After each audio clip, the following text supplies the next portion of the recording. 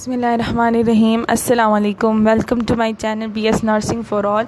Today is the topic of discussion is citric acid cycle of carbohydrate metabolism. So let we start citric acid cycle. So in glycolysis at the end हमारे पास pirate बना. Pirate जो है ये हमारे पास directly add नहीं होता cribs cycle में, पहले इसे एक और प्रोसेस से निकलना पड़ता है, उसके बाद हमारे पास क्रिब्स साइकिल में ऐड होगा. जो प्रोसेस होता है हमारे पास उसे हम लिंक रिएक्शन भी कहते हैं. Link reaction, okay, link reaction कहते हैं. अब इस लिंक रिएक्शन में हमारे पास होता क्या है, इसमें हमारे पास आता है कि एसिड पायरेट जो होता है वो हमें कन्वर्ट करना होता है एसिटाइल कोएंजाइम ए में. यहाँ पे जैसे कि आप डिग्रामेटिकली देख सकते हैं, मैं आपको डिग्रामेटिकली दिखाती हूँ कि ये देखें, इसमें हमारे पास क्या होगा कि साइटोसोल में हमारे पास पहले पायरेट बन गया, क्योंकि ग्लाइकोलिसिस वो प्रोसेस है जो कि साइटोप्लाज्म में होता है और क्रिब्स साइकिल वो प्रोसेस है जो कि हमारे पास माइटोकॉन्ड्रिया में होता है.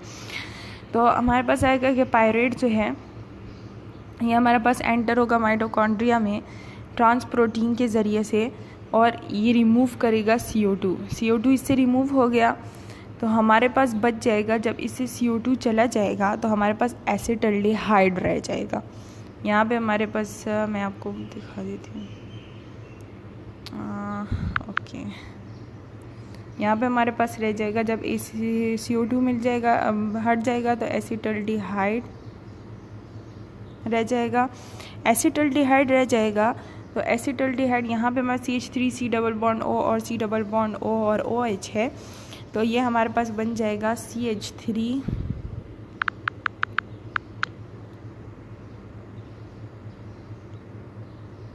C डबल बॉन्ड O और H.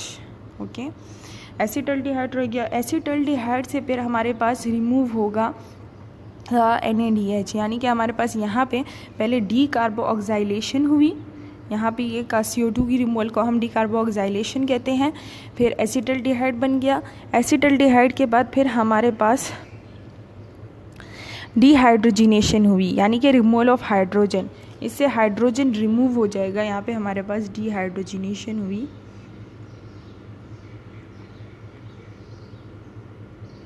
ओके, डिहाइड्रोजिनेशन हुई यानी कि रिमूवल ऑफ हाइड्रोजन हुआ, तो हमारे पास रह जाएगा एसिटाइल ग्रुप रह जाएगा. इसके बाद जब डिहाइड्रोजिनेशन होगी तो यहाँ पे हमारे पास रह जाएगा acetyl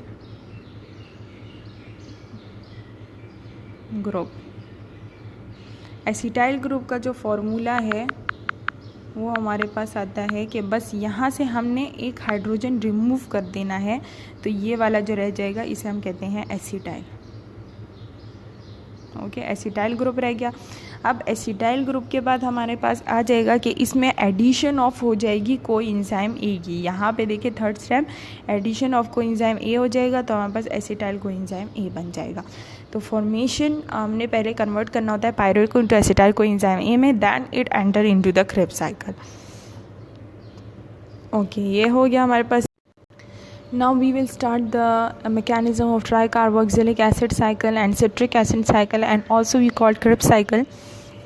And let we start the process, and the process is start in the Krebs cycle mitochondria by oxaloacetate, which is a 4 carbon compound है. ये हमारे पास 4 कार्बन कंपाउंड है. 4 कार्बन कंपाउंड जो है ये एसिटाइल कोएंजाइम ए के साथ मिल जाता है. एसिटाइल कोएंजाइम ए जो है ये हमारे पास 2 कार्बन कंपाउंड है. 2 कार्बन कंपाउंड है, इसमें हमारे पास कोएंजाइम ए है और थियोल जो है ये पहले से इसी स्टेप में रिमूव हो जाएगा, एडिशन ऑफ H2O होगा. तो जब 4 carbon compound and 2 carbon compound आपस में मिलेंगे तो हमारे पास 6 कार्बन कंपाउंड बनता है, जिसे हम कहते हैं सिट्रेट. सिट्रेट के बाद रिमूवल ऑफ H2O होता है, addition of aconitase enzyme and conversion होती है सिस एकोनिटेट में. Cis aconitate mean adjacent carbon पे हमारे पास दोनों साइड पे एक जैसे फंक्शनल ग्रुप अटैच होंगे. फिर हमारे पास आता है कि एकोनिटेज जो होते हैं ये हमारे पास एकोनिटेज एंजाइम फिर से इस पे एक्ट करेगा. अब एडिशन ऑफ H2 होगा, वहाँ पे रिमूवल ऑफ H2, यहाँ पे एडिशन ऑफ H2O. हमारे पास आइसोसिट्रेट एंड सिट्रोट जो होते हैं ये हमारे पास आइसोमर्स हैं. आइसोमर्स आ गए. आइसोसिट्रेट जो होता है हमारे पास कन्वर्ट होता है into alpha ketoglutarate which is a 5 carbon compound. 5 carbon compound है, by the action of isocitrate dehydrogenase enzyme act करेगा, डिहाइड्रोजिनेज एंजाइम एक्ट करेगा, हमारे पास फॉर्मेशन ऑफ NADH होगा, removal of CO2, alpha ketoglutarate बन गया। अल्फा कैटोग्लूटेट के बाद हमारे पास फिर से रिमूवल ऑफ CO2 होगा and formation of NADH, alpha ketoglutarate dehydrogenase enzyme act करेगा एंड सक्सिनाइल कोएंजाइम A बनेगा। सक्सिनाइल कोएंजाइम A जो है ये हमारे पास यहाँ पे हमारे पास आता है कि सक्सिनाइल कोएंजाइम A, अब वहाँ पे यहाँ पे फिर से सक्सिनाइल कोएंजाइम A कहाँ से आ गया, यहाँ पे जब हमारे पास स्टेप प्रोसेस होता है अल्फा कैटोग्लूटेट से सक्सिनाइल कोएंजाइम A में, तो addition of coenzyme A thiol होता है जो कि कन्वर्ट कर देता है सक्सिनाइल कोएंजाइम A में। सक्सिनाइल कोएंजाइम A कन्वर्ट होगा सक्सिनेट में, दोनों आइसोमर्स हैं हमारे पास आता है सक्सिनेट में कन्वर्ट हो जाएगा, बल्कि इट्स नॉट आइसोमर्स। तो हमारे पास आता है कि succinyl coenzyme A synthetase enzyme act करेगा, यहाँ पे हमारे पास फॉर्मेशन ऑफ 1 ATP होगा, यहाँ पे एक ATP की फॉर्मेशन होगी। ओके, GTP गैवानिटीन ट्राइफॉस्फेट या फिर एडोनिसिन ट्राइफॉस्फेट, दोनों का मतलब एक ही है, या तो ATP आप लिख सकते हैं या GTP लिख सकते हैं। फिर हमारे पास आता है सक्सिनेट कन्वर्ट हो जाएगा इनटू फ्यूमरेट में by the action of enzyme succinate dehydrogenase enzyme, and these enzyme names are very important for the MCQs। And हमारे पास आता है कि FADH जो है 2 हमारे पास फॉर्मेशन हो जाएगी, फिर फ्यूमरेट कन्वर्ट होगा इनटू L-malate में by the action of fumarase enzyme and addition of H2O। L-malate जो होता है ये हमारे पास कन्वर्ट हो जाएगा अगेन इनटू ऑक्सैलो एसीटेट में by the action of malate dehydrogenase enzyme and the formation of NADH। And the Krebs cycle जो है फिर वापस से रिपीट होगा, एसिटाइल कोएंजाइम के साथ मिलेगा। Hope so you will understand, and the enzyme names are very important. I will repeat many times. Okay, now we will study the summary of the Krebs cycle के कितने ATP generate हुए हैं, कितने NADH generate हुए, कितने FADH generate हुए।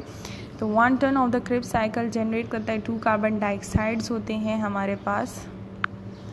1 turn of Krebs cycle में बस 2 कार्बन डाइऑक्साइड आते हैं, 3 NADH की फॉर्मेशन होती है, एक FADH बनता है, एक ATP बनता है, जो कि आप जाके Krebs cycle जो कि मैंने समझाया उसमें देख सकते हैं। यहाँ बस आता है टोटल 4 कार्बन डाइऑक्साइड मॉलिक्यूल्स जो होते हैं वो जनरेट होंगे।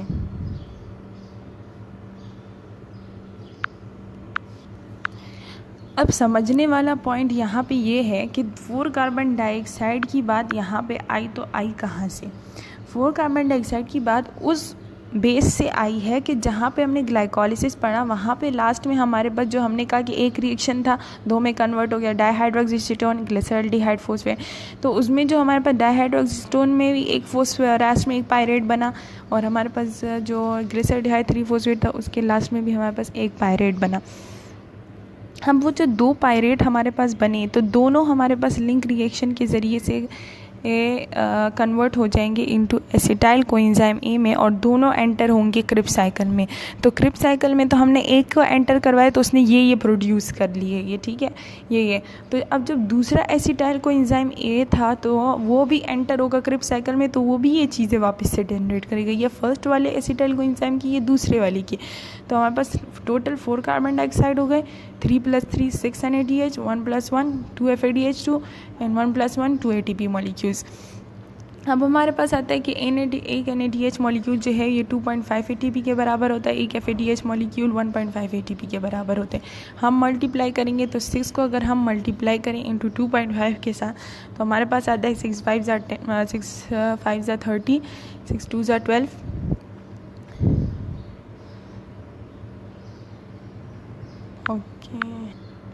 ओके, अगर हम करें तो 6 को 2.5 के साथ मल्टीप्लाई करेंगे तो हमारे पास आता है कि 15 बनते हैं, और 2 को 1.5 के 2 5 = 10, 2 1 2, तो 3 हमारे पास ATP बन जाते हैं, और यहाँ पे 2, तो 5 + 3 + 2, तो हमारे पास बन जाएगी 20 ATP। तो एक Krebs साइकिल में हमारे पास 20 ATP जनरेट होते हैं। So this is the summary of Krebs cycle.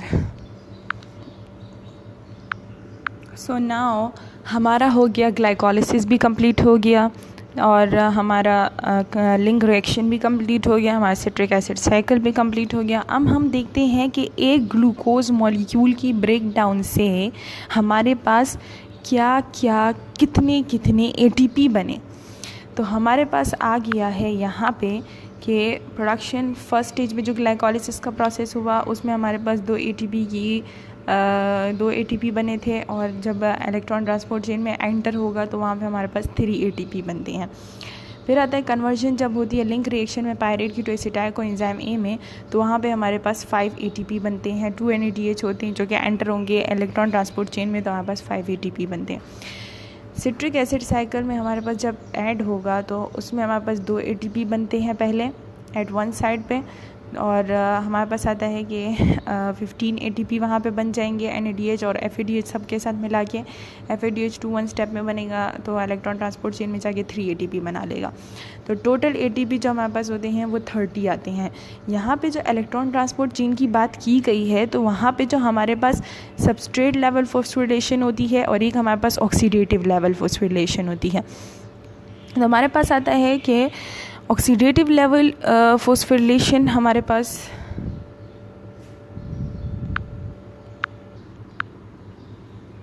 यहाँ पे हम बात करने वाले थे कि substrate level phosphorylation and oxidative level phosphorylation.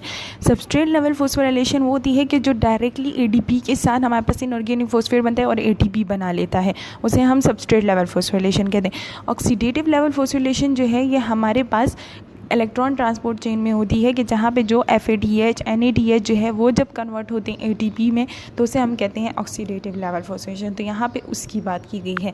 और आखिर में हमारे पास एक ग्लूकोज मॉलिक्यूल के ब्रेकडाउन से ओवर नेट गेन 30 ATP बनते हैं, और अगर हम इसमें से फिर 2 रिमूव करें तो फिर हमारे पास आ जाते हैं 28 ATP। Okay, So this is the overall lecture of carbohydrate metabolism is completed. तो अब मिलते हैं इंशाल्लाह नेक्स्ट लेक्चर के साथ। थैंक यू, अल्लाह हाफिज़, and hope so you will understand better.